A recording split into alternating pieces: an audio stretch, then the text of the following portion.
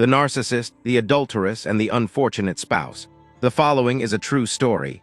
Names have been changed for the protection of all parties involved. Please join Cherry Mahogany for a word of prayer before she shares this sad but true tale. I'd like to start this video off by saying a prayer over marriages. I never ever want to underestimate how many forces come against marriages and how much Satan wants to destroy our marriages. However, there are certain things that we must do as the one that made a vow before God to our spouse to be faithful to them. And this story is going to highlight a true event that I witnessed firsthand. And so I want to start by saying, Lord, anyone that's watching this video who is in a marriage, I pray that you would protect their marriage, protect my marriage as well, from third parties, adultery, lies, deceit, any type of being a traitor to your partner, your best friend.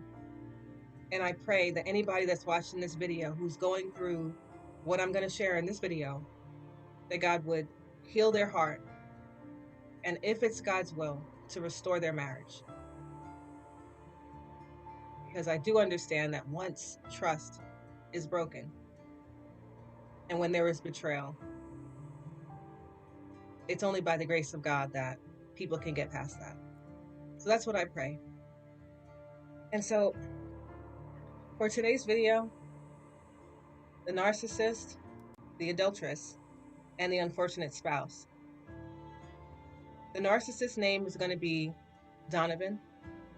The adulteress's name is going to be Felicia. And the unfortunate spouse name is going to be Paul. So, for context, Felicia and Paul are married, and they have 2 children.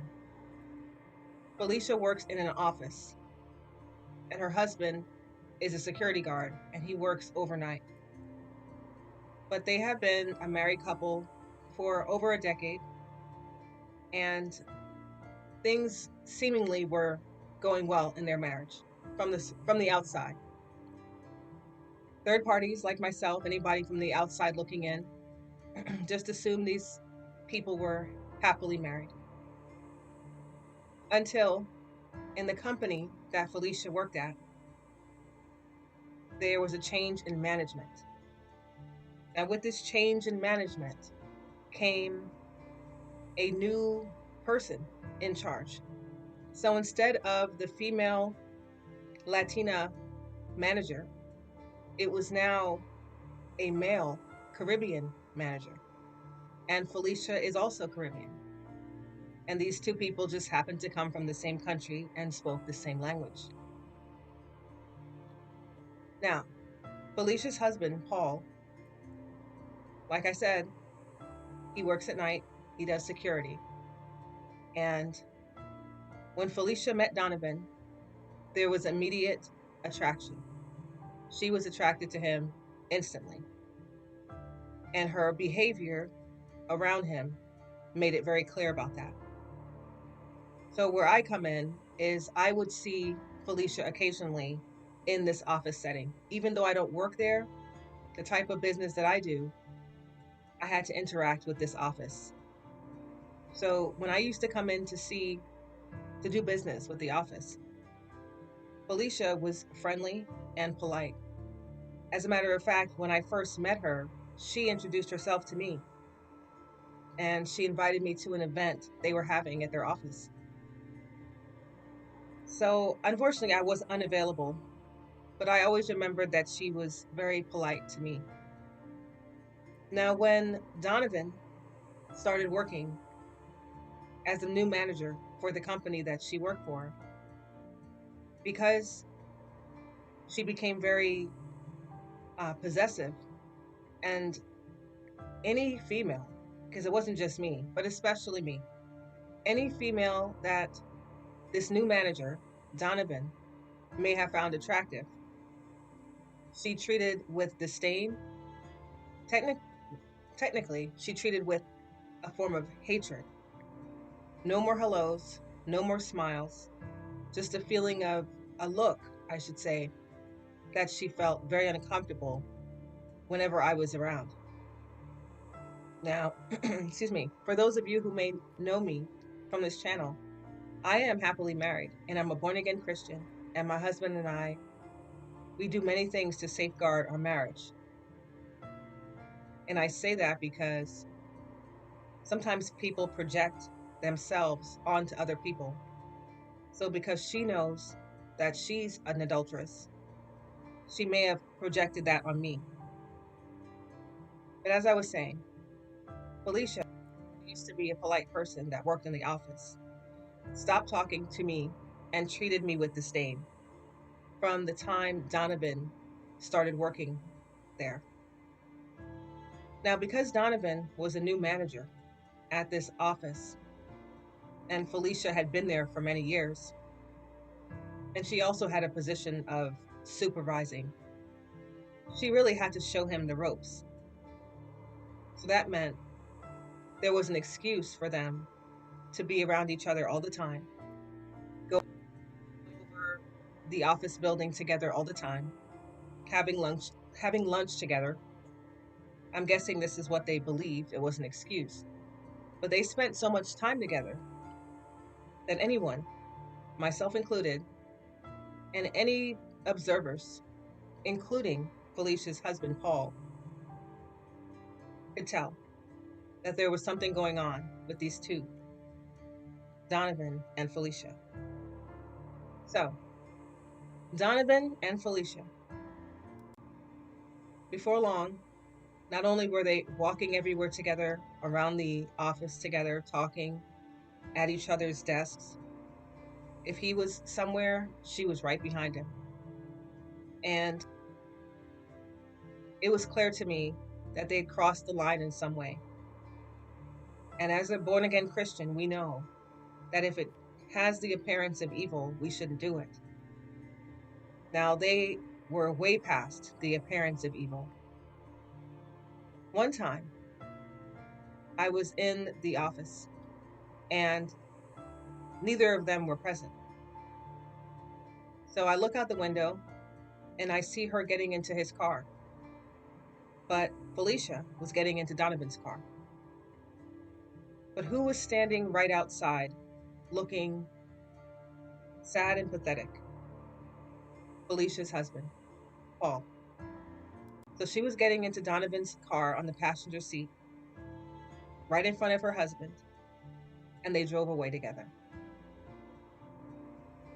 I can tell you this, that even if people say to their spouse, for example, if Felicia told her husband, Paul, we're just going to go to Office Depot, or we have to run to Walmart to pick up some supplies, the way that the spouse, Paul, must have felt standing there in the parking lot, staring at the car as it drove away with his wife in it and another man who she's clearly attracted to, must have really been heartbreaking for him. Now, time passes, right? This whole scenario lasted about 6 months. And as life will have it, I had other offices to go to, other things to do. I had not been in that office for several months, probably about 3.5 months. Part of the reason I didn't go there is because it felt very toxic and negative. And if there was any way for me to take care of any business without going there, I did it by email or by phone. So just before I intentionally separated myself from having to step foot in that environment, a new woman who worked immediately under Donovan, his assistant, entered the scene.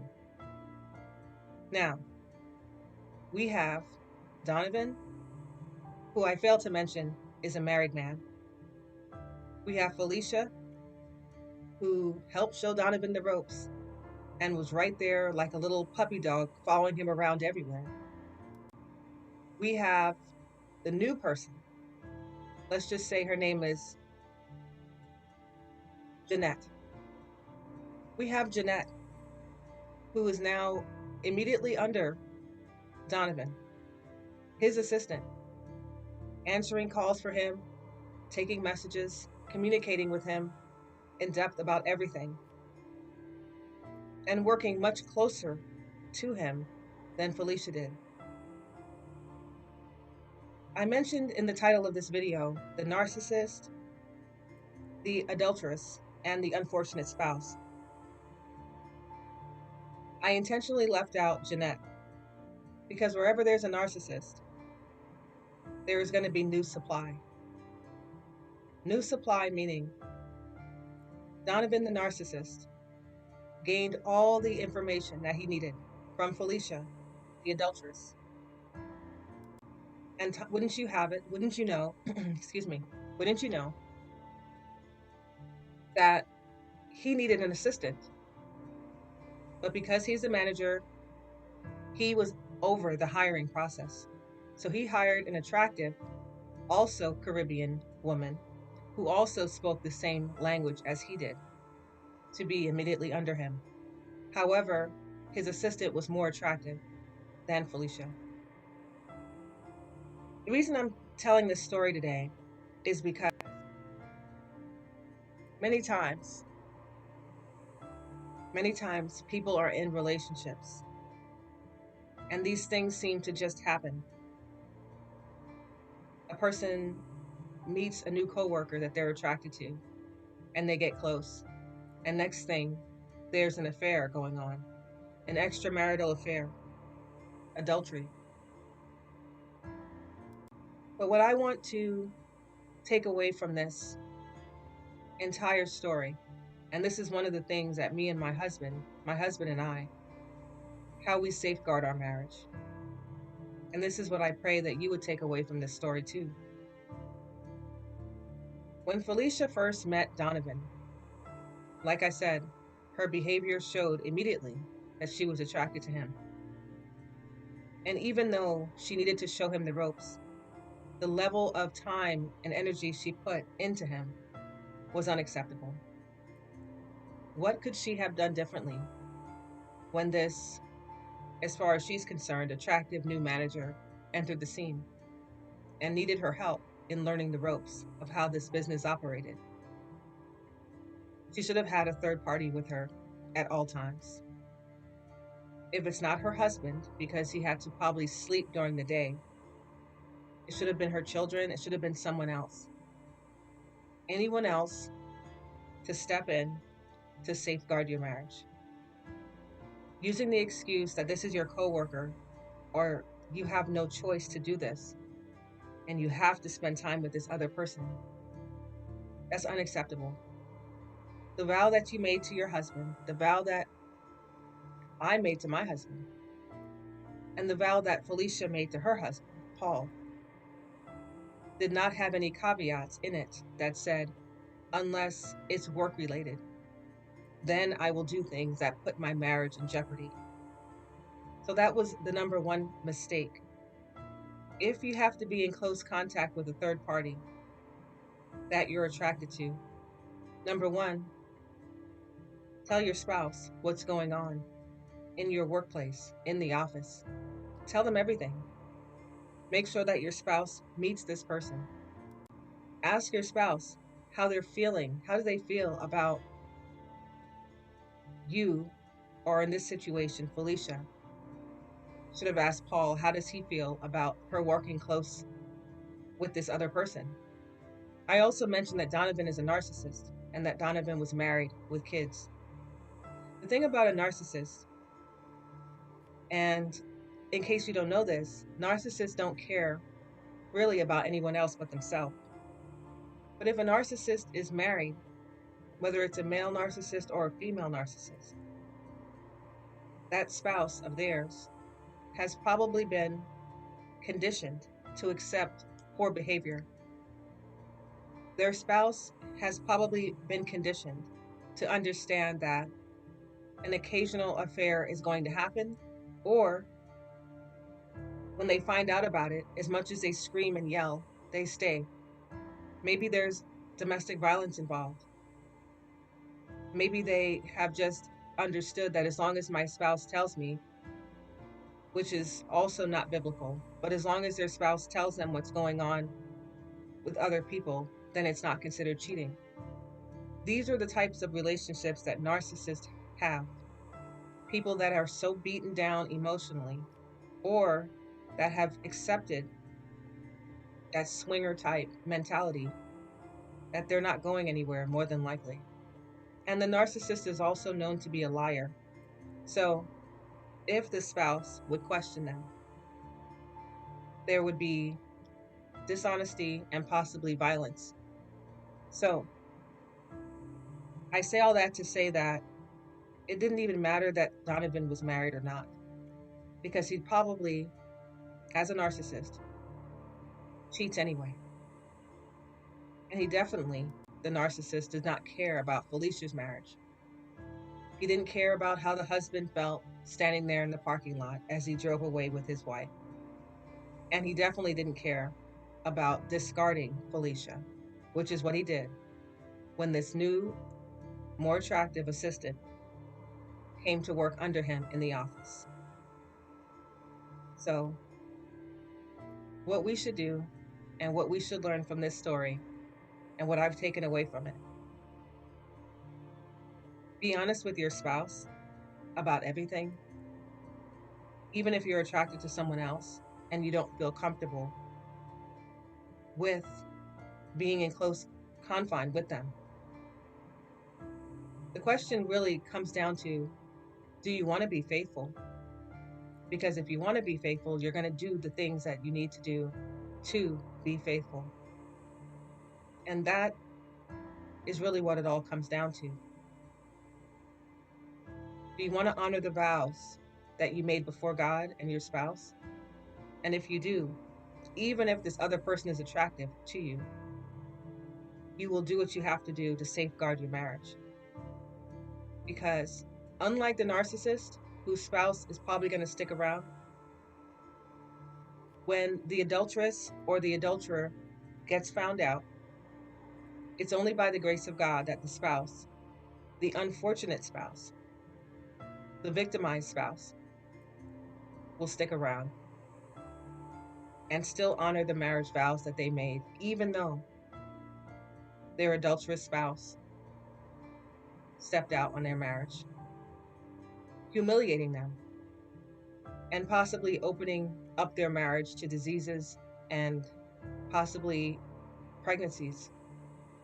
There's so many horrible things that could have come out of that.